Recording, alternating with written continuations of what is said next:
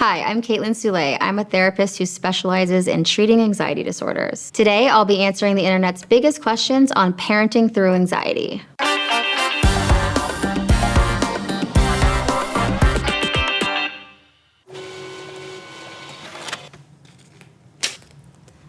Is it normal to feel anxious all the time as a parent? Of course, we're going to feel some anxiety as a parent. It's really normal to feel anxious because we live in an anxiety-provoking world. However, if you're feeling anxious all the time and it's this all-consuming worry or quite often, I think it's really important to talk to somebody. That's when you know your anxiety has gone beyond what's typical into kind of more of the problematic area. So we have little a anxiety, which is kind of this everyday worry that comes with being a parent. And then there's big A anxiety, which is when your anxiety is really affecting your daily life. It's hard to kind of get through the daily task of living because you're so overwhelmed with anxiety. That's when it's really important to talk to a therapist or another mental health professional.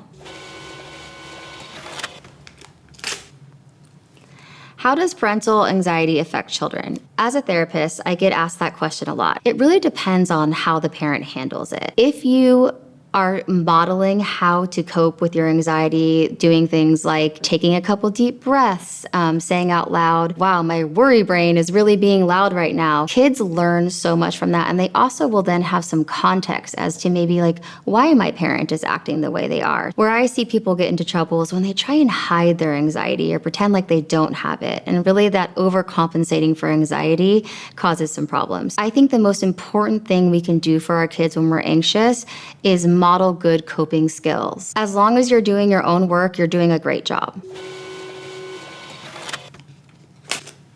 How do I avoid passing anxiety on to my kids? First, I want you to give yourself some grace. Anxiety is a really difficult thing to experience, but honestly, some of the smartest and coolest people I know struggle with anxiety. I like to tell parents that it's really important to take their own temperature before they have conversations with their kids about things that trigger them. Kids do pick up on things that we say. They do hear more than we realize. So if we're talking about something that we feel anxious about or something scary that's going on in the world, it's really important that we're kind of regulated as much as we can be before having that conversation. A really powerful tool, it sounds cliche, but it's really helpful, is to take a couple deep breaths before you engage in a conversation about something that triggers you. And lastly, if something does trigger you, like you're worried your kid's gonna get hit in the face with a soccer ball and they're just like playing with their friends, ask yourself this question: is this a signal or is this just noise? A signal is something we can actually do something about, right? Like if our kid is doing something that's very obviously unsafe, it's a signal. We can say, stop doing that, that's not safe, or please move. Whereas noise is really about your own anxiety. There's not necessarily something wrong or something that you need to act on right away. So it's best to process that kind of anxiety internally or to talk about with another adult opposed to sharing it with your child. By the way, how do you navigate parenting through anxiety? Let us know in the comments.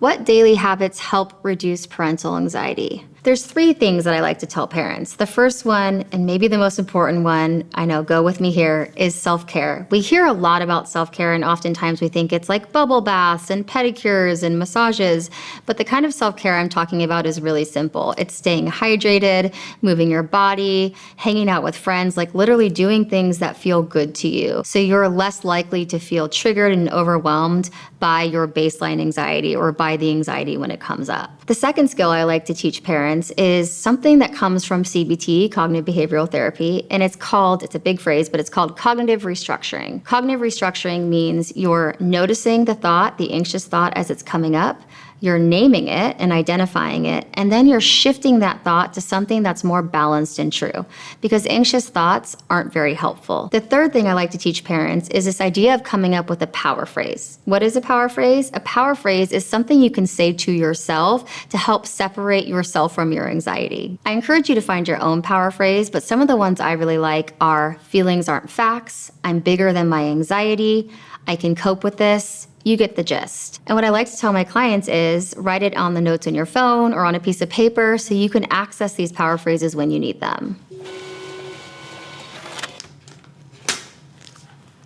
Should I talk to my kids about my anxiety? I think it really depends on the why. Am I wanting to share about my anxiety because my kid is also feeling anxious and they're struggling with worry, and I'm wanting to kind of normalize that feeling and give them skills and tools? If so, that's great. I think you should definitely talk about your own experience and what you've learned and how you've managed your anxiety. But if you're just kind of wanting to get your anxiety off your chest or vent, I think that's when it can be problematic, because oftentimes we flood our kids with information that they're not quite ready for or don't have the context to understand. When should you seek help for your anxiety? So anxiety, as we know, is a normal human emotion, but when your anxiety is so overwhelming that it's causing a lot of issues or coming up often, I think it's really important to seek help. So how do you tell normal anxiety versus anxiety that you might need help for? Here are a few key signs. When it's causing dysfunction in your life, when you can't get away from the feeling, if you're having a lot of difficulty sleeping, if you're feeling like you don't want to do the things that you normally enjoy doing, or you might feel tension in your body, in your shoulders, in your neck. You might feel short of breath or like it's difficult to take a full breath. These would all be signs that it could be really helpful to talk to somebody.